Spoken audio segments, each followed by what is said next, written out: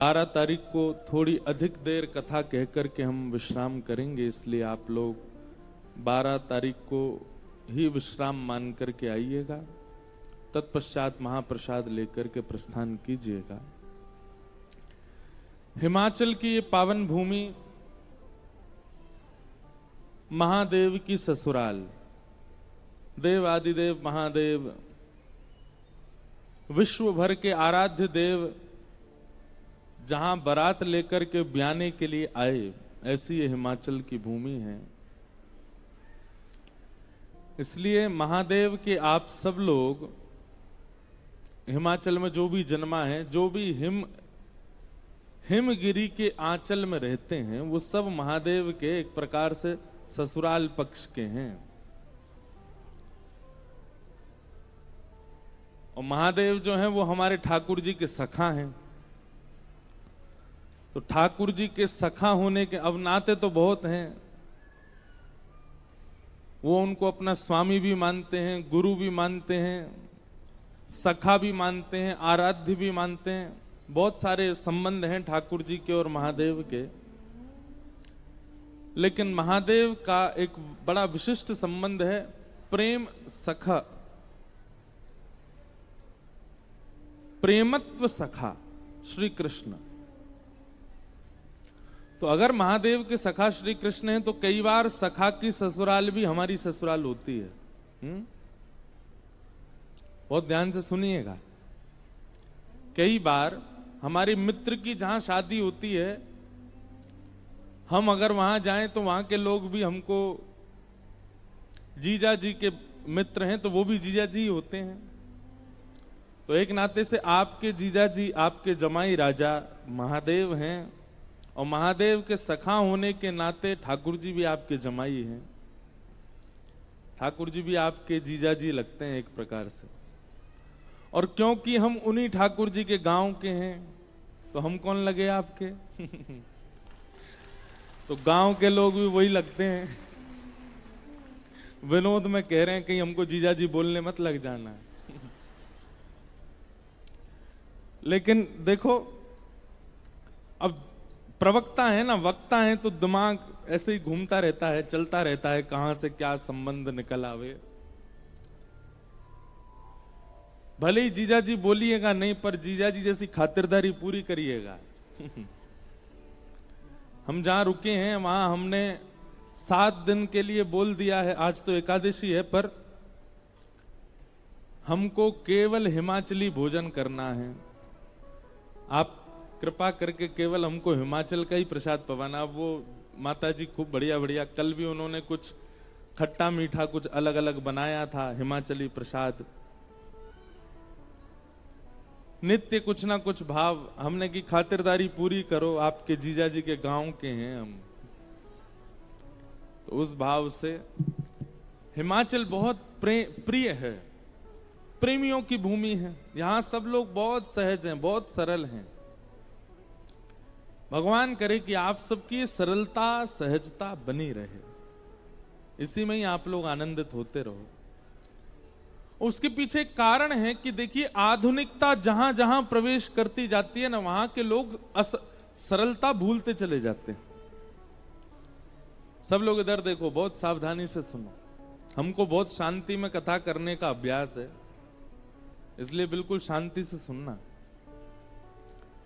आधुनिकता जहां जहां प्रवेश करती चली जाएगी, वहां के लोग असहज होते चले जाएंगे। हिमाचल के लोगों में सरलता और सहजता का कारण एक यह भी है कि यहां आधुनिकता और शहरों से थोड़ी कम है। आधुनिकता समझ रहे हैं? बहुत व्यवस्थाएं।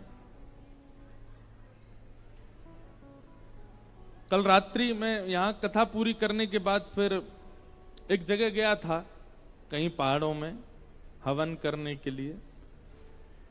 तो 8:30 लगभग 7:30 बजे तक मैं वहां रहा।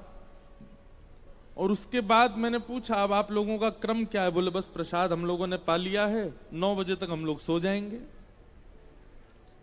8:30 9 बजे तो वहां सच में ऐसा लग रहा था कि रात के 2 बज गए क्या। सब लोग सो गए। सुबह 4 बजे तक सब लोग उठ जाते हैं, 5 बजे स्नान ध्यान करके अपना सब कार्य में लग जाते हैं। हमारे दिल्ली में चले जाओ, बंबई में चले जाओ, अरे दिल्ली बंबई क्या बात कर, हमारे वृंदावन में ही चले जाओ। आधुनिकता जितनी ज्यादा बढ़ती चली जाती है, लोगों का दिनचर्या, लोगों का स्वभाव, लोगों की बुद्धि, मनस्थिति उतनी ही विकृत होती चली जाती है। सौभाग्यशाली हैं आप लोग कि आप में अभी भी वह पुरातन भाव है। आप रात्रि जल्दी सोते हैं, सुबह जल्दी उठते हैं, अच्छा भोजन पाते हैं, अपनी जड़ें मजबूत करके रह रहे हैं। बस हिमाचल ऐसा ही बना रहे जैसा है। व्यवस्थाएं मानवीय सेवा की होनी चाहिए, पर बहुत आधुनिकता बढ़नी नहीं चाहिए। पहाड़ों में भी यहां का पानी भी बहुत शुद्ध है, यहां का पानी भी बहुत स्वच्छ है, इसलिए यहां का अनाज भी बहुत अच्छा है, यहां के लोगों का रंग भी बहुत अच्छा है, यहां के लोगों का ढंग भी बहुत अच्छा है। जैसा पियो पानी वैसी होवे वाणी, जैसा खाओ अन्न वैसा होवे, जैसा होवे मन वैसी होवे बुद्धि, जैसी होवे बुद्धि वैसा होवे स्वभाव, जैसा होवे स्वभाव वैसा होवे व्यवहार, जैसा होवे व्यवहार वैसी होवे क्रिया, और जैसी होवे क्रिया वैसी होवे गति। सब कुछ अन्न और जल पर निर्भर है। व्यक्ति का अन्न जल सुधर जाए तो उसका परलोक सुधर जाएगा। हमारे भारत में विकृति आती जा रही है, पर धन्य है आप हिमाचल के लोग, यहां अभी विकृति इतनी नहीं आई है।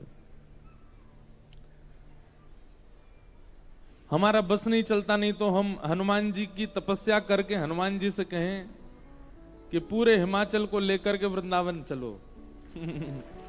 जैसे आप संजीवनी बूटी लेकर के लंका गए थे, ऐसे पूरे हिमाचल को उठा लो और उठा करके हमारे वृंदावन में धर दो।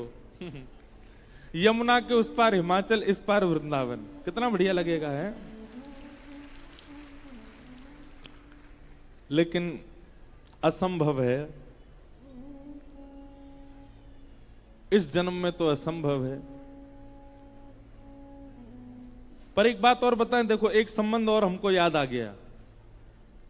हमारे यहां गिरिराज जी हैं, कौन है? गिरिराज जी गोवर्धन नाथ। वो कहां से आए? वो भी हिमालय से आए हैं। तो आपके एक बालक, बालक तो नहीं कहेंगे, पर हां आपके एक पूर्वज हमारे वृंदावन में विराजते हैं। क्योंकि हिमाचल के जितने भी चोटियां हैं, हिमाचल के जितने भी पर्वत आकार हैं, ये सब आपके वंदनीय हैं, सब आपके पूर्वज हैं। तो आपके एक पूर्वज हमारे गोवर्धन नाथ श्री ब्रज में विराज रहे हैं, और वो भी हनुमान जी के द्वारा विराजमान किए गए, ऐसी कथा आती है।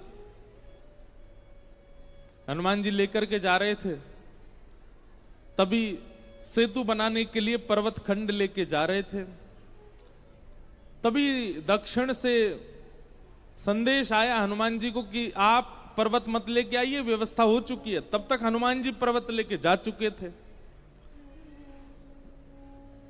बहुत ध्यानपूर्वक सुनिएगा। तो हनुमान जी हिमालय से पर्वत लेकर के जा रहे थे सेतु बनाने के लिए।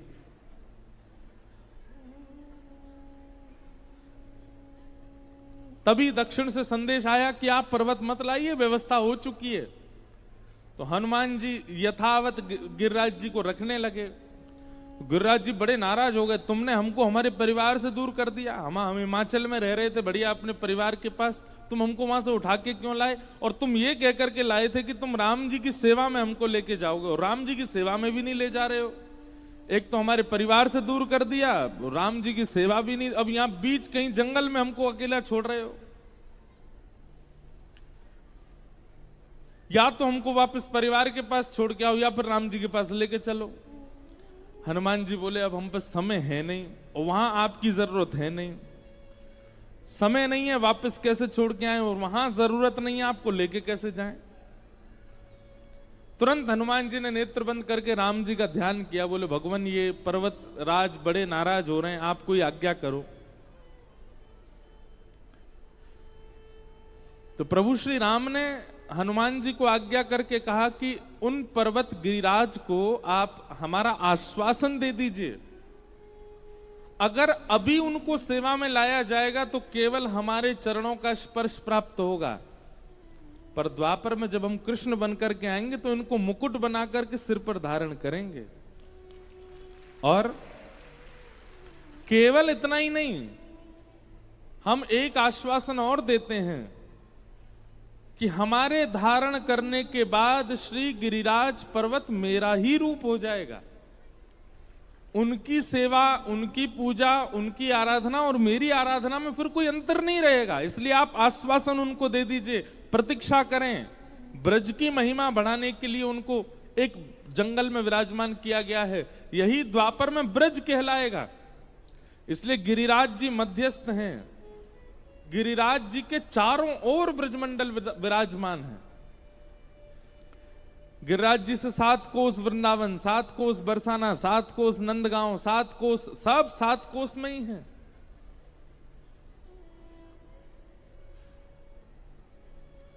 हनुमान जी ने कहा, हे गोवर्धननाथ, आप प्रतीक्षा करें, एक युग बाद जब भगवान कृष्ण आएंगे, इंद्र के मान को मर्दन करने के लिए आपको अपने नख पर धारण करेंगे और उसके बाद आप उन्हीं के स्वरूप हो जाओगे।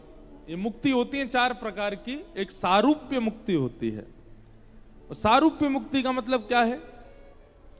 ठाकुर जी अपना रूप प्रदान करते हैं और वो रूप श्री गिरिराज जी को प्रदान किया। तो आपके पूर्वज हमारे इष्ट हैं, हमारे वृंदावन में विराज रहे हैं श्री गोवर्धननाथ। बोलो गिरिराज धरण की जय। तो इस नाते से भी आप सब लोग हमारे संबंधी हुए।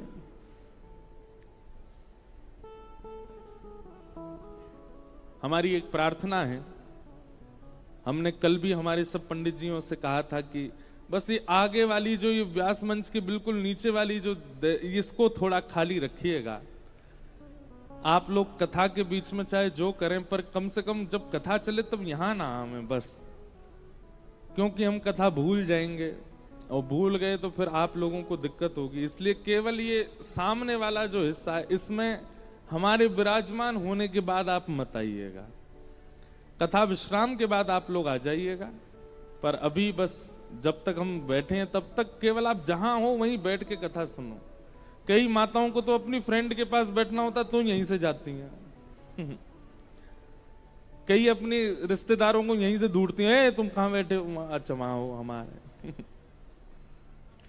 व्यास मंच है, इसकी थोड़ी मर्यादा है, उसका थोड़ा पालन कीजिए। बोलो वृंदावन बिहारी लाल। अब मत कीजिए भैया, आप बैठ जाओ।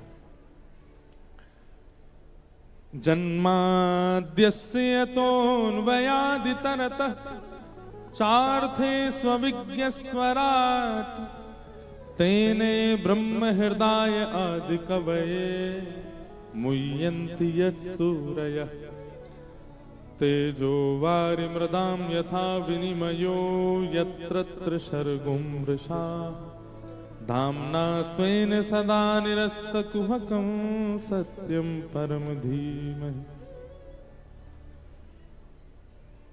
भागवत जी के प्रथम श्लोक में भगवान को वंदन किया, पर कैसे वंदन किया?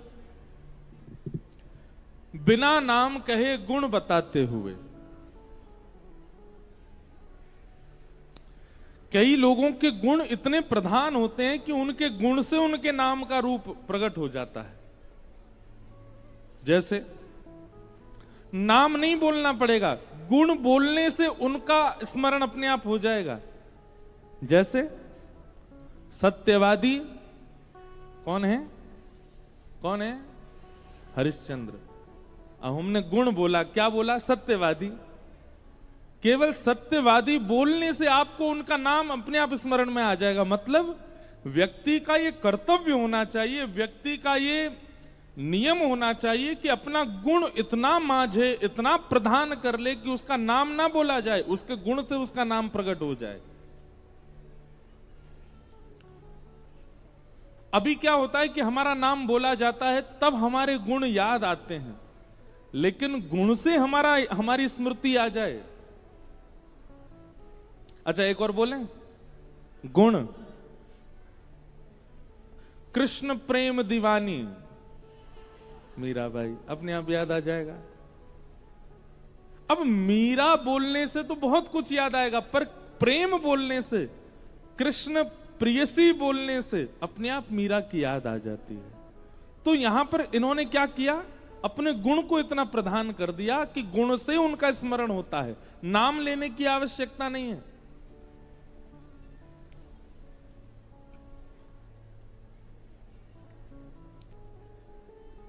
गुण प्रधान हो, हमारे गुण को चार लोग कहें, हमारे गुण की चर्चा हो, ये बड़ी बात नहीं, पर हमारा गुण इतना प्रधान हो जाए कि उस गुण को बोलने मात्र से हमारी स्मृति अपने आप हो जाती है।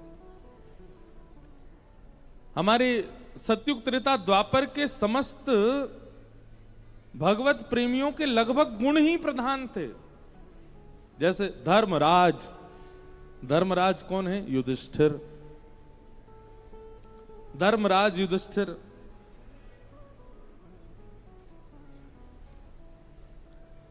बल की जब बात आती थी, अत्यंत बलवान कौन है? तो बोले भीम। अत्यंत स्नेही कौन है? तो नाम आता था किसका? अपने अर्जुन का।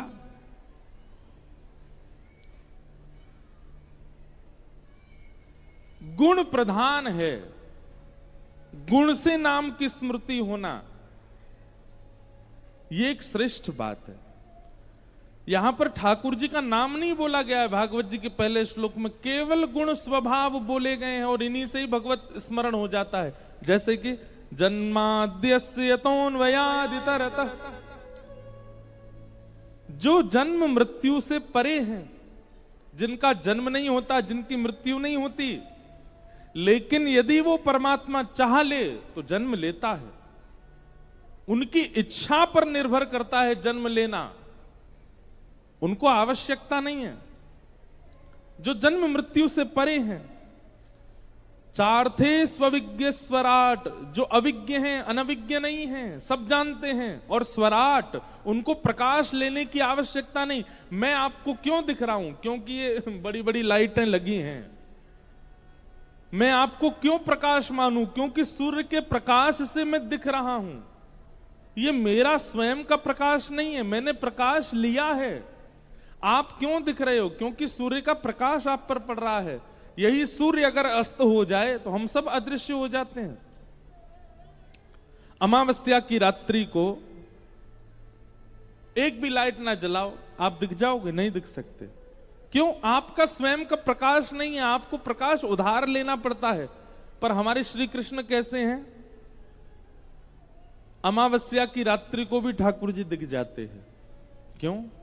उनकी कांति श्री कृष्ण है। जैसे एक मणि चमकती है, ऐसे श्री कृष्ण चमकते रहते हैं। एक रेडियम होता है ना, आपने कभी देखा, वो ट्रकों पर लगा रहता है पीछे, चमकीला चमकीला सा, वो अपने आप चमकता रहता है। अंधेरा हो, लाइट ना पड़े तो भी वो चमकता है। श्री कृष्ण की कांति ऐसी है।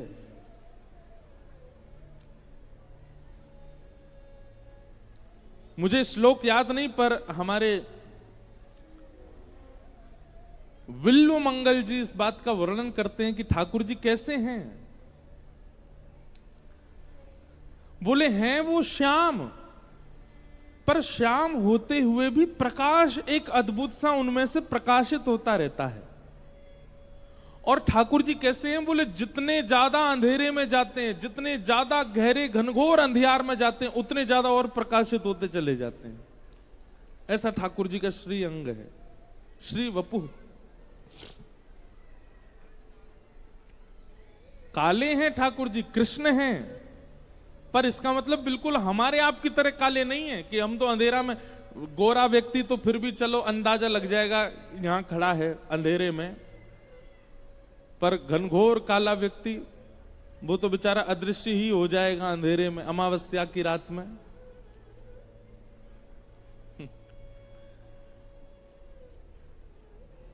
ठाकुर जी कैसे हैं? बोले जितने अंधेरे में जाते हैं उतने ज्यादा और प्रकाशमान होते चले जाते हैं। स्वराट, अपने प्रकाश से प्रकाशित हैं।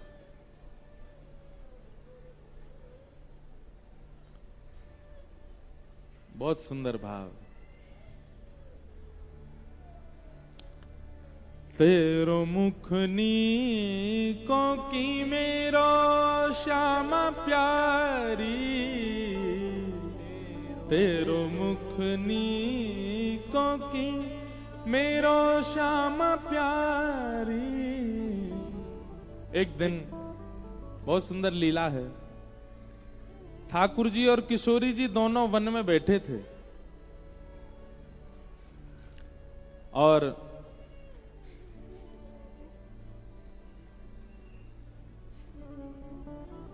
ठाकुर जी आरसी लेके आए। आरसी मतलब शीशा, एक दर्पण लेके आए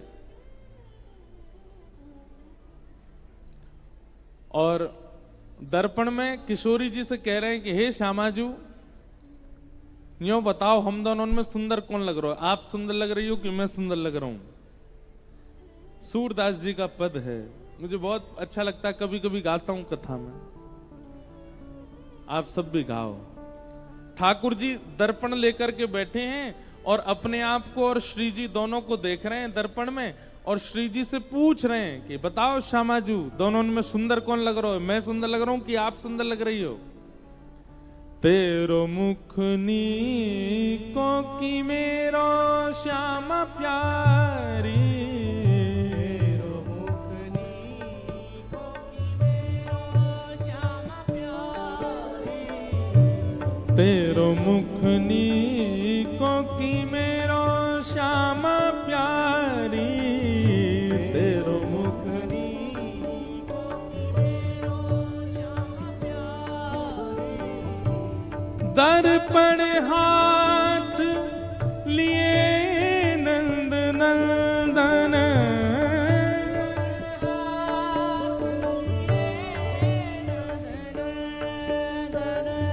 दर्पण हाथ लिए नंद नंदन,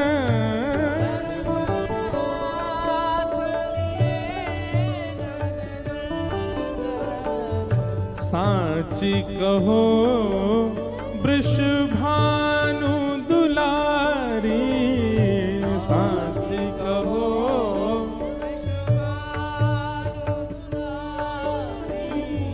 तेरो मुखनी को की मेरो श्यामा प्यारी, तेरो मुखनी को की मेरो श्यामा प्यारी। हे श्यामाजू, हम दोनों में कौन सुंदर लग रहा है? दिख के बताइयो। किशोरी जी प्रेमी है ना, तो प्रेम में तो स्वभाव होता है कि वास्तविकता नहीं बोली जाती है, ऐसा कुछ बोला जाता है कि दूसरा रूठ जाए। पत्नी भोजन बनाए और वो भोजन परोसती है पति को, फिर खड़ी रहती है, ये अब बोलेंगे कैसी लगी इनको सब्जी, दाल कैसी बनी है, आदि आदि। और पति पाता है, और पति को पता है कि ये सुनने के लिए खड़ी है कि मैं बोलूं कैसा बना है। पति जानबूझ के बोलता है वो बात नहीं है, स्वाद नहीं है, बढ़िया नहीं बना, तो पत्नी रूठ के चली जाती है। ये प्रेम में होता है, जाहिर है। ठाकुर जी पूछ रहे हैं बताओ श्री जी दोनों में कौन बढ़िया लग रहा है? श्री जी अब उत्तर क्या दे रहे हैं? हमसे कहो तुम ही क्यों ना देखो, हमसे कहो तुम ही क्यों ना देखो। गाइए आप सब लोग भी, अच्छा लगेगा हमको। हमसे कहो तुम ही क्यों ना देखो, हमसे कहो तुम ही क्यों ना देखो। क्या हम गोरी तुम श्याम बिहारी, हम गोरी तुम श्याम बिहारी। किशोरी जी कह रही हैं हमसे क्या पूछ रहे हो, खुद ही देख लो, हम तो गोरी गोरी हैं और तुम तो श्याम हो, तुम तो कारे हो। अच्छा, काले को अगर काला बोल दो तो बुरा मान जाता है। हिमाचल में कोई काला होता नहीं वैसे, लेकिन काले को अगर कारा बोल दो, अब कई माताएं तो एक दूसरे को देख रही हैं काला कौन है हम में।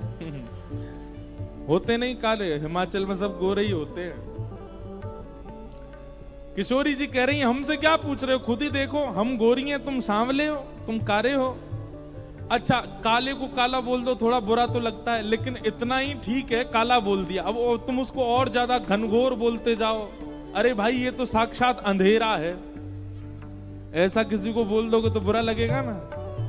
श्री जी यहीं तक रुकी नहीं, अब क्या कह रही हैं, मेरो मुख जैसे चंद उजियारा, मेरो मुख जैसे चंद उजियारा, मेरो मुख जैसे चंद उजियारा,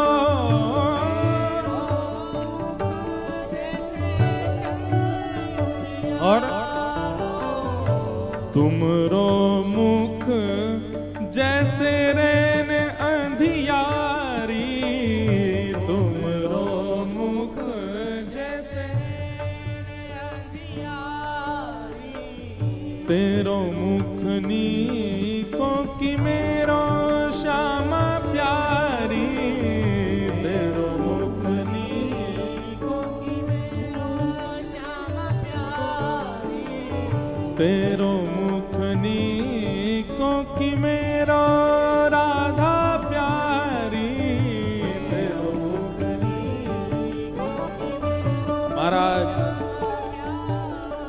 पहले तो ठाकुर जी से यूं कह दे कि तुम श्याम बिहारी, और इतने में ही नहीं मानी, श्री जी कह रही हैं मेरो मुख जैसे चंद उजियारो, तुमरो मुख जैसे रैन अंधियारी। बोले कैसी कैसी रात, बोले अमावस्या की रात, वो हो तुम तो। ठाकुर जी तो महाराज रूठ के बैठ गए, बोले कारो ही कह देती बस इतने में ही बहुत है, तुम तो हमें अमावस्या की रात बोल रही हो। श्री जी कह रही तो बुरो काय को मानो, बुरो ना मानो, मैं मेरी एक बात सुन लो श्यामाजू। बोले कहा, तुमने अपने आप को चंद्रमा कह दियो, बोले वो तो हम हैं, बोले लेकिन याद रखियो चंद्रमा तभी बढ़िया लगे जब अंधेरो हो, अंधेरो ना होगा तो चंद्रमा कोई ना पूछे। हे श्यामाजू, भले ही तुम चंद्रमा बनी रहो, लेकिन तुम्हारे रूप की शोभा तभी तक है जब तक मेरे बगल में। तो रूठ के महाराज जमुना किनारे जाके बैठ गए। अब किशोरी जी उनको कैसे सुंदर भावों से मना रहे हैं। ठाकुर जी के पास गई, बोले काय को रूठ गए हो, क्यों नाराज है गए हो। ठाकुर जी तो मुंह फेर के बैठे हैं। किशोरी जी कह रही हैं, तेरो नयन में मोटो मोटो कजरा, तेरो नयन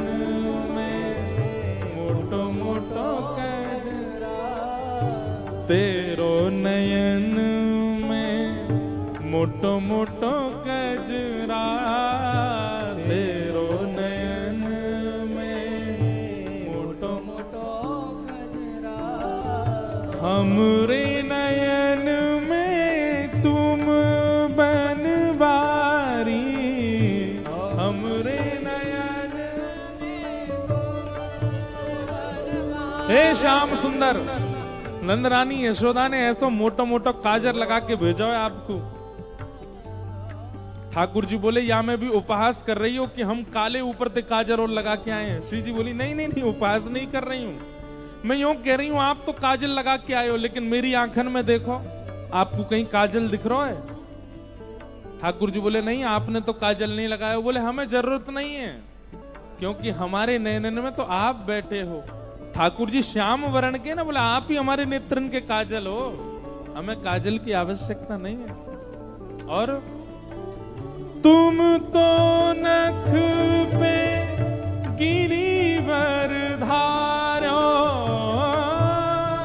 नख पे गिरिवर धारो, हे तुम तो नख पे गिरिवर धारो,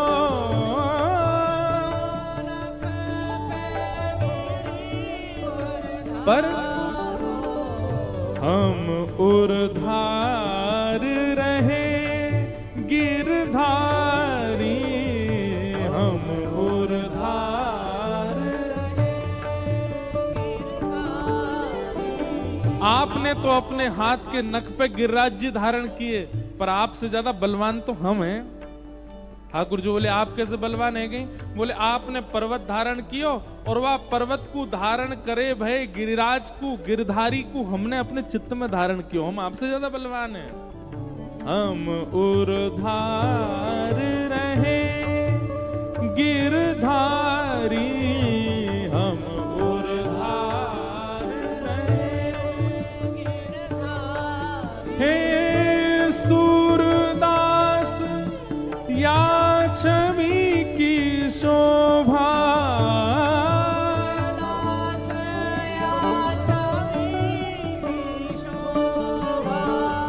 इन नैनन सो टरत न टारी, इन नैनन सो टरत न टारी। तेरो मुखनी को कि मेरा श्यामा प्यारी, तेरो मुखनी को कि मेरा श्यामा प्यारी। तेरो मुखनी को कि मेरा राधा प्यारी, तेरो मुखनी को कि मेरा राधा प्यारी। हे तेरो मुखनी को कि मेरा श्यामा प्यारी, तेरो मुखनी को कि मेरा श्यामा प्यारी। तो ठाकुर जी हमारे भले ही श्याम वर्ण के हैं, पर ठाकुर जी की कांति काली नहीं है, स्वराट प्रकाशमान। वो अंधेरे में भी खड़े हो जाते हैं तो वहां भी दृश्यमान रहते हैं, वहां भी उनकी छवि दिखती रहती है। तेने ब्रह्म हृदय आदि कवि मुह्यन्ति यत् सूरयः। आदि कवि ब्रह्मा को भी जो अपनी लीलाओं के द्वारा ज्ञान दे देते हैं, बड़े बड़े इंद्रादि देवताओं को भी अपनी लीला पर मोहित कर लेते हैं। तेजो वारि मृदाम यथा विनिमयो यत्र सर्गो मृषा। पृथ्वी जल अग्नि वायु आकाश जिनके अधीन हैं, और इन पंच तत्वों से जो पूरी सृष्टि को बनाते हैं, जो सबको सच लगती है पर है नहीं। अमृष, ये पूरी सृष्टि पूरा संसार मिथ्या मात्र है, पर हम लोगों को सत्य की तरह प्रतीत होता है। धामना स्वेन सदा निरस्त कुहकम सत्यम परम धीमहि। ऐसे परम सत्य परमात्मा श्री कृष्ण को हम बारंबार प्रणाम करते हैं। सत्यम परम धीमहि। भागवत जी के प्रथम श्लोक में ठाकुर जी के गुण गा करके वेद व्यास जी उनको प्रणाम कर रहे हैं। तो गुण से हमारी पहचान, ये हमारा कर्तव्य होना चाहिए। हमारा गुण इतना श्रेष्ठ हो जाए कि उसी से ही लोग हमें पहचान जाएं। दूसरी बात, दूसरे श्लोक में विषय, अधिकारी, संबंध और प्रयोजन, 4 बातें बताई गई। भागवत का विषय क्या है, भागवत का अधिकारी कौन है, भागवत हमारा किससे संबंध कराती है, और भागवत का प्रयोजन क्या है। बहुत सावधानी से सुनिएगा। सबसे पहली बात, भागवत जी का विषय क्या है। धर्म प्रोजित कई तवोत्र परमो। परम धर्म के प्रति हम आप सब लोगों को अग्रसित करना, ये भागवत का विषय है। एक बात बहुत ध्यान से सुनिए, सब लोग सुनिए, इधर देखिए। विषय क्या है? परम धर्म की ओर हम सबको अग्रसर करना। धर्म और परम धर्म 2 बातें हैं। आप भोजन करते हैं, ये धर्म है। आप जलपान करते हैं, ये धर्म है। आप सोते हैं, ये धर्म है। आप स्नान करते हैं, ये धर्म है। आप कर्म करते हैं, ये सब धर्म है। आप अपने परिवार का पोषण करते हैं, गृहस्थाश्रम का पालन करते हैं, ये सब धर्म है। सीधी बात, जीवित अवस्था में देह के उद्धार के लिए जो कर्म किए जा रहे हैं वो सब धर्म हैं। पर देह के अंदर विराजमान जो सूक्ष्म आत्मा है, उसकी शांति के लिए, उसकी प्रसन्नता के लिए, उसके कल्याण के लिए जो कर्म किए जाते हैं वो परम धर्म है। आप स्नान करते हैं, उससे आपकी आत्मा को कोई लाभ नहीं होता। आप भोजन करते हैं, उससे आपकी आत्मा को लाभ नहीं होता। आप सोते हैं, उससे आपकी आत्मा का लाभ नहीं है। ये सारे धर्म कहलाएंगे जहां पर देह प्रधान है। परम धर्म क्या है? जहां आत्मा प्रधान है, जहां पर चित्त में भीतर विराजमान जो सूक्ष्म, जिसकी वजह से हम जीवित हैं, उस आत्मा के कल्याण के लिए जो कर्म किए जाते हैं उसको परम धर्म कहते हैं। आप लोग कथा सुन रहे हो, ये कथा सुनना क्या है? धर्म है कि परम धर्म है? क्यों? क्योंकि यहां आत्म पोषण हो रहा है। कथा सुनने से आत्मा पुष्ट होती है। कथा सुनने से जो संतुष्टि आपको चित्त में होती है ना, आप सिर हिला रहे हो, आपके मुखमंडल पर प्रसन्नता है, आप स्वीकार कर रहे हो, एक अद्भुत शांति जैसी मिल रही है। अव्यवस्था है, लोग आ रहे हैं, जा रहे हैं, कोई उठ रहा है, कोई बैठ रहा है, कोई कुछ कर रहा है, कोई कुछ कर रहा है, लेकिन इन सब के बीच में भी आप, अब देखो जैसी स्थिति अभी यहां की है, ऐसी स्थिति अगर पिक्चर देखने में हो जाए तो व्यक्ति भाग जाएगा या फिर हल्ला करेगा, हे भाई पिक्चर देखने दो हमको ध्यान पूर्वक। आप पिक्चर देख रहे हो, सामने वाला खड़ा हो जाए, सामने वाला पानी पीने लगे, सामने वाला अपने दोस्तों को बुलाए, इधर आ जाओ, यहां बैठो मेरे पास, तो आप लोग क्या करोगे? भाई हमने 400 रुपए की टिकट खरीदी है तुम्हारा हल्ला सुनने के लिए, बैठो नीचे। लेकिन अब कथा में देखो, कोई माताजी उठ जाती हैं, कोई उबासी ले रही हैं, कोई सो गई हैं, कोई पानी पी रही हैं, लेकिन इस सब के बीच भी आप सब कैसे हो? जो सुनने वाले हैं प्रसन्न मुद्रा, फिर भी सुन रहे हैं, फिर भी अच्छा लग रहा है, फिर भी आनंद आ रहा है। क्यों? क्योंकि पिक्चर देखना भी एक प्रकार से देह सुख है। कथा सुनना देह सुख नहीं है, ये आत्म सुख है। और आत्म सुख जब मिलता है, आत्म पुष्टि जब होती है, आत्म तुष्टि जब होती है, तब देह को मिलने वाली परेशानियां हमारी नजरअंदाज हो जाती हैं, हमको उन पर ज्यादा फर्क पड़ता नहीं।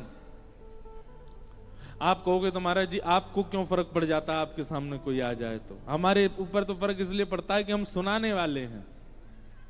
5000 लोग बैठ करके सुन रहे हैं, एक एक की जिम्मेवारी हमारे ऊपर है। हमको तो बहुत ज्यादा केंद्रित ध्यान, श्रोता से ज्यादा कठिन है वक्ता बनना, क्योंकि बोलना भी पड़ता है और अपनी कही गई बात स्वयं सुननी भी पड़ती है। हम क्या बोल रहे हैं? आपका काम तो केवल सुनना है, बोलना नहीं है। हमारा तो बोलना और क्या बोलना है वह भी विचार करना, और फिर बोली हुई बात को स्वयं सुनना। हमारा काम तो बहुत कठिन है, इसलिए हमारा ध्यान केंद्रित होना बहुत आवश्यक है। कहने का अभिप्राय, यहां पर जो भी हो रहा है उसके मध्य भी आप प्रसन्न क्यों हो? क्योंकि देह प्रधान नहीं है, आत्म प्रधान है। ये देह की पुष्टि की कथा नहीं है, ये आत्म पुष्टि की, आत्म संतुष्टि की कथा है। कथा का विषय क्या है? सप्ताह श्रवण के बाद 7वां दिन जिस दिन पूर्ण हो, 8वें दिन से आप और ज्यादा अपने आत्म तुष्टि के लिए प्रयास करने लग जाओ। ये कथा का विषय है। बहुत सावधानी से सुनिएगा। कथा सुनने के बाद भी व्यक्ति वैसा ही है। कैसा है? उसको भोजन में नमक कम लगता है, उसको रात्रि सोने के लिए एसी, कूलर, हीटर आदि की व्यवस्था चाहिए,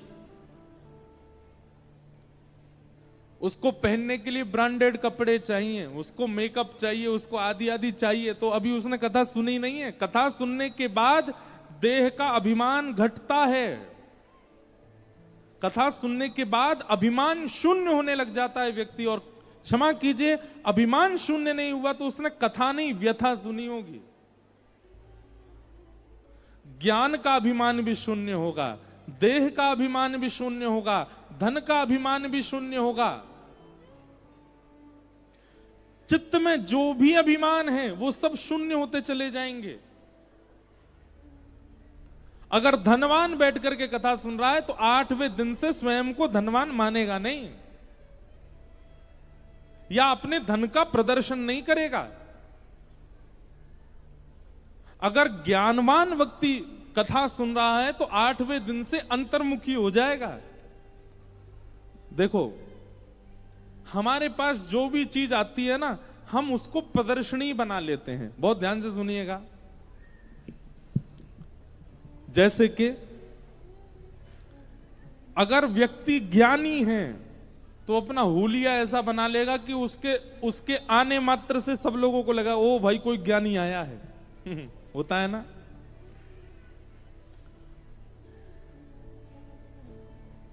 अपना हुलिया ऐसा बना लेता है कि उसको देखने मात्र से लगता है कोई ज्ञानी आ गया। इतनी सारी माला गले में पहन लेंगे, एक तिलक काफी हो सकता है पर 5-6 तिलक लगा लेंगे यहां पे, जटा जूट आदि सब धर के। किसी के रूप स्वरूप की निंदा नहीं है, पर हम एक बात कह रहे हैं, कई बार ज्ञान जब छलकने लगता है ना बाहर, तो वो आपके स्वरूप में, रूप में। उनसे कहोगे यहां बैठ जाओ, इधर नहीं बैठेंगे, पहले आसन लगाओ, सफेद कपड़ा बिछाओ, तब बैठेंगे। ऐसा भोजन नहीं पाएंगे, हमारे लिए विशेष रसोई में बना के लाओ, ऐसा बनाओ, हाथ धो, ये करो वो करो। बेचारे आदमी सब घबरा जाते, बोले बोलो ओ भैया बहुत बड़ा ज्ञानी है। लेकिन ऐसा व्यक्ति यदि कथा के आश्रय में आ जाएगा, मूल रूप से, वास्तविक रूप से अंतर्मुखी हो जाएगा। वो ज्यादा प्रदर्शनी में नहीं रहेगा। वो ऐसी धनवान व्यक्ति होता है। धनवान व्यक्ति क्या कर लेता है, 5-6 प्रकार की जंजीर पहन लेगा गले में। जंजीरी होती है ना सोने की। और महाराज बढ़िया सुंदर रोल्स रॉयस चला रहा है, बढ़िया महंगी गाड़ी में उतरेगा, 50-60 हजार रुपए के जूते पहन रखे हैं। हमारे पंजाब के भाई लोग तो ब्रांड तो महाराज पूछो ही मत। दुनिया की ऐसी कोई ब्रांड नहीं जो पंजाब में नहीं मिलती। क्यों? वहां पे इतनी होड़ है पंजाब में कि कई बार अगर ब्रांडेड 50,000 का है तो उसका नकली बनवा लेंगे, वो 500 रुपए वाला, उसको पहन के डोलेंगे। दिखना चाहिए कि हमने ब्रांड पहना है। एक बार मैं कहीं जा रहा था, होशियारपुर में कथा थी पिताजी की, तो वहां से कहीं जा रहा था तो एक कम से कम नहीं तो महाराज 25-30 फीट लंबी गाड़ी, बड़ी लंबी गाड़ी, पहली बार देखी मैंने कहा भाई भारत में इतनी लंबी गाड़ी आ गई। बाद में पता चला कि वो सुजुकी की गाड़ी थी, उसको मॉडिफाई करवाया, इतना लंबा चौड़ा, और उसमें बेस बज रहे हैं महाराज, धुआंधार गाने बज रहे हैं। ओ कुड़ी केंदी एंदी पेंदी गाने चल रहे हैं।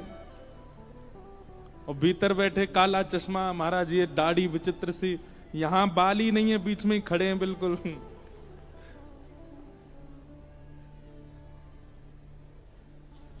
गाड़ी चला रहे। तो ये प्रदर्शन आ जाता है व्यक्ति के जीवन में। कथा सुनने वाला, सत्संग करने वाला, गुरु आश्रय में रहने वाला प्रदर्शन से बचेगा, वो अंतर्मुखी होता चला जाएगा जितना ज्यादा होगा। चाहे ज्ञान का प्रदर्शन, चाहे धन का प्रदर्शन, सब चीज के। एक बात और बताएं, भक्ति का भी प्रदर्शन होता है। कई लोग आते हैं मिलने के लिए, महाराज जी ऊना से हर 6 महीना में एक बस लेके जाता हूं मैं 200 लोगों की। कहां? गिरिराज जी परिक्रमा लगवाता हूं, फ्री ऑफ कॉस्ट, 1 रुपया नहीं लेता हूं उनसे। सबको भोजन कराना, प्रसाद कराना, ये कराना। अरे तो फिर इतना प्रचार क्यों? कथा सुनने वाला अंतर्मुखी नहीं हो रहा है तो वो कथा सुन नहीं रहा है। कथा सुनने वाला प्रचार नहीं करेगा, कथा सुनने वाला बताएगा नहीं। तो धर्म प्रोजित कई तवोत्र परमो, परम धर्म की ओर ले जाती है कथा। और परम धार्मिक व्यक्ति जो होता है वो देह से व्यवहार नहीं करता, फिर वो आत्मचिंतन में रहता है, ज्यादा से ज्यादा मौन रहेगा, ज्यादा से ज्यादा एकांत में रहेगा, ज्यादा से ज्यादा चिंतनों में रहेगा।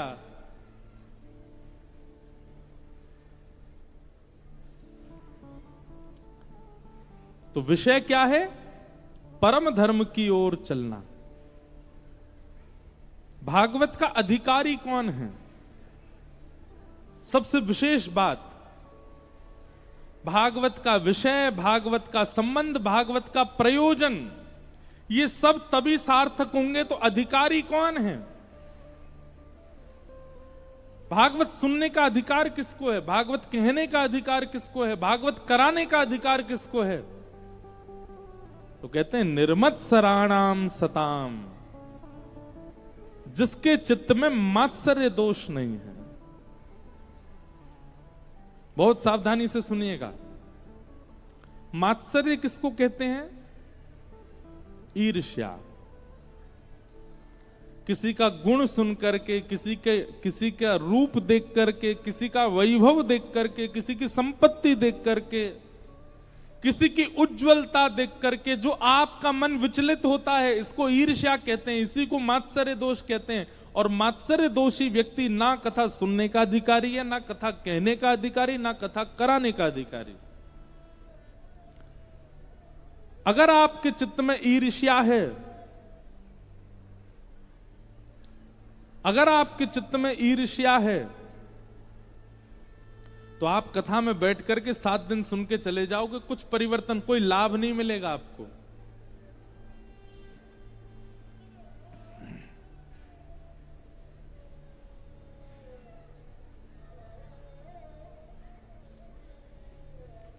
ईर्ष्या नहीं,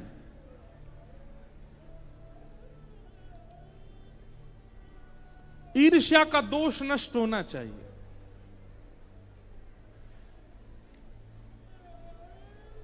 एक व्यास जी कथा सुना रहे थे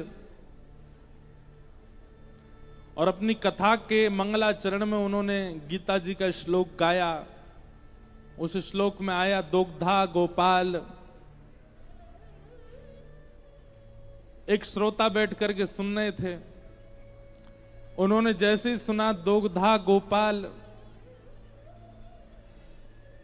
तुरंत श्रोता के कान खड़े हो गए, आंखें खुल गईं। 1 दिन, 2 दिन, 4 दिन, 5 दिन, 7वां दिन, पहले दिन कथा में 500 लोग थे, 7वें दिन अकेले वही बचे, बाकी सब चले गए, उनका मन नहीं लगा कथा में। व्यास जी इतने खुश हो गए, भाई सब छोड़ छोड़ के चले गए कथा, तुम नहीं गए, तुमको कथा बहुत अच्छी लगी। क्या अच्छा लगा तुमको कथा में? बोले कथा में तो कुछ अच्छा ऐसा था नहीं, पर आपने पहले दिन 2 गधाओं की बात करी थी, मैं 6 दिन से वही प्रतीक्षा कर रहा हूं, ये 2 गधा हैं कौन? व्यास जी ने चरण पकड़ लिए, बोले एक तुम हो, दूसरा मैं हूं। अरे भाई कथा में और भी बहुत कुछ कहा गया है, तुमको वही समझ में आया था। और वो दोग्धा है, दोग्धा मतलब दोहन करना, तो 2 गधा नहीं है वो। तो व्यक्ति जब ईर्ष्या निवृत्त न होकर के कथा में बैठता है तो फिर ऐसी चीजें सुनता है, ऐसी चीजें उसको समझ में आती हैं, ऐसी बातें ही वो सुन पाता है। कथा में बहुत कुछ कहा जाता है, पर लोगों का ध्यान किस तरफ जाता है, इससे उनकी मन की गति पता चलती है, मन की स्थिति पता चलती है। तो मात्सर्य दोष नहीं होना चाहिए। हम तो कहते हैं भैया कथा सुनने वाले व्यक्ति को कथा सुनने के बाद जिससे भी ईर्ष्या है उसको देखना चाहिए। अगर उसको देख करके फिर से ईर्ष्या हो रही है तो उसको फिर से कथा सुननी चाहिए, और तब तक कथा सुनता रहे जब तक उसका ईर्ष्या नष्ट ही ना हो जाए। अगर ईर्ष्या चित्त में बनी हुई है और आप कथा पे कथाएं सुनते जा रहे हो, कोई लाभ नहीं है। एक प्रकार से कह दें तो कथा का फल क्या है? कथा का फल ही है ईर्ष्या निवृत्ति। ईर्ष्या समझते हैं ना, हमने बता दिया। कोई बहुत सुंदर है, आपके उसको रूप को देख के ही हो रही है, अरे यार ये इतना सुंदर क्यों है। कोई बहुत धनवान है तो उसके प्रति ईर्ष्या हो रही है, अरे इसने कोई टोना टोटका किया है, कोई बाबा जी के चक्कर में पड़ गया, वहां से लेकर के आया, उसी से इसका इतना धन बढ़ा है। ईर्ष्या नहीं। कथा सुनने वाला व्यक्ति तो सहज हो जाता है। कोई धनवान है, कोई रूपवान है, कोई बलवान है, कोई किसी भी चीज में आगे है, वो ठाकुर जी से यही कहेगा, और ठाकुर जी इस पर और कृपा करो, ये और आगे बढ़े, ऐसे ही उज्जवल भविष्य प्राप्त करता रहे। ये कथा सुनने वाले की स्थिति होती है, वो ईर्ष्या नहीं करता। वैद्यम वास्तवमत्र वस्तु शिवदम। ईर्ष्या विमुक्त होकर के जब आप कथा सुनोगे तो क्या होगा? ठाकुर जी से आपका संबंध हो जाएगा, ठाकुर जी आपको अपने से लगने लगेंगे। और एक और बात, आपका संबंध नहीं होगा, आप संबंध नहीं बनाओगे, ठाकुर जी आपसे संबंध बना लेंगे, ठाकुर जी को आप प्रिय लगने लग जाओगे।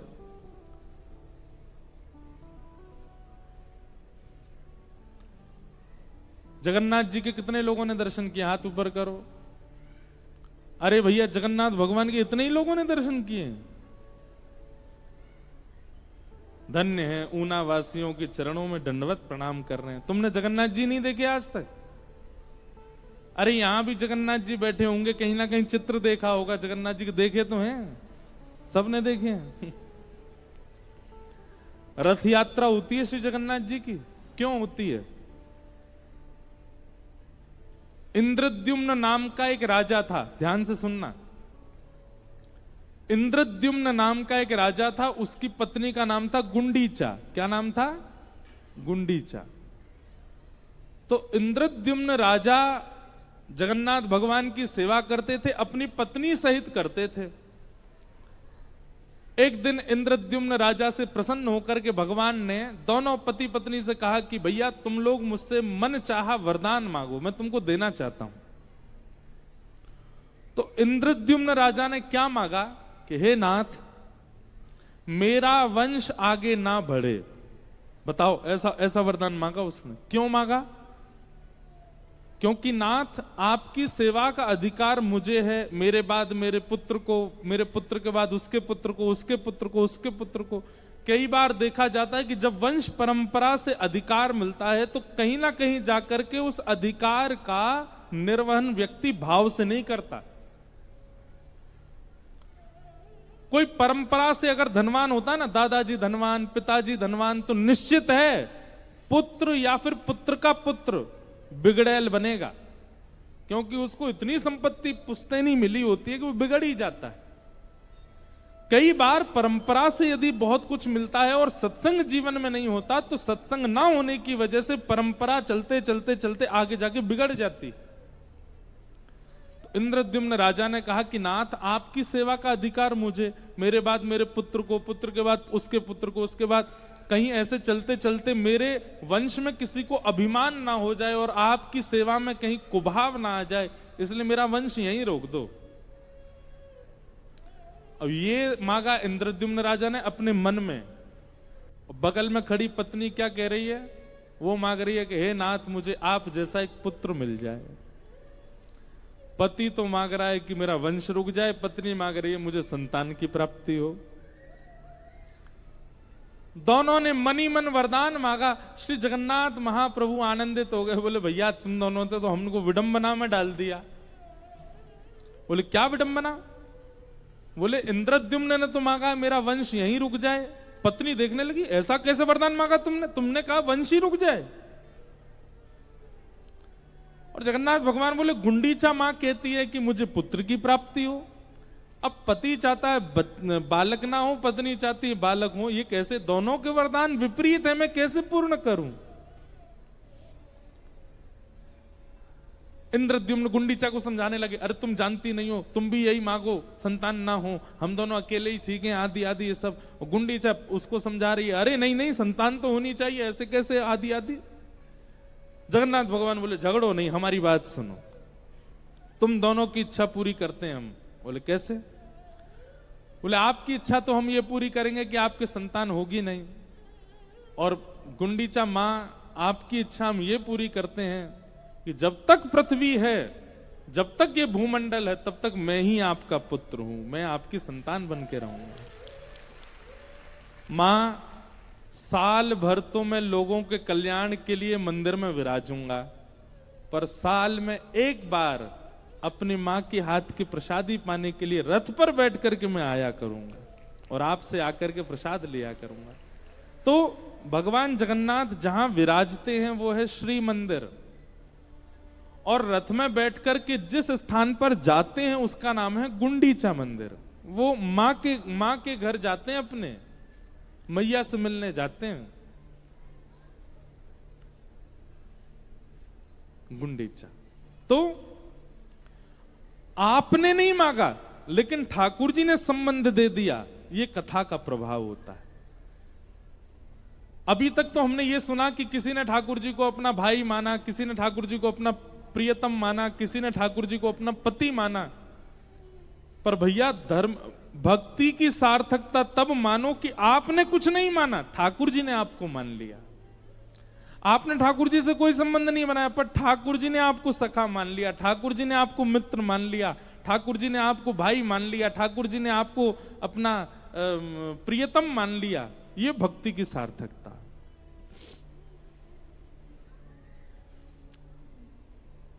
गुंडीचा, उसने ठाकुर जी को पुत्र नहीं माना था, ठाकुर जी ने उनको अपनी मां मान लिया। हम हमेशा अपनी कथा में कहते हैं भगवान से संबंध बनाओ, पर आज हम अपने बात को थोड़ा और आगे बढ़ाते हैं और ऊना में एक नया स्टेटमेंट देते हैं कि भक्ति ऐसी करो कि ठाकुर जी आपसे संबंध बनाए, आप ना बनाओ, ठाकुर जी आपको अपना बनाए।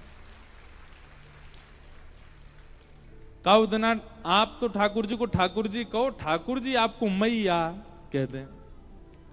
ठाकुर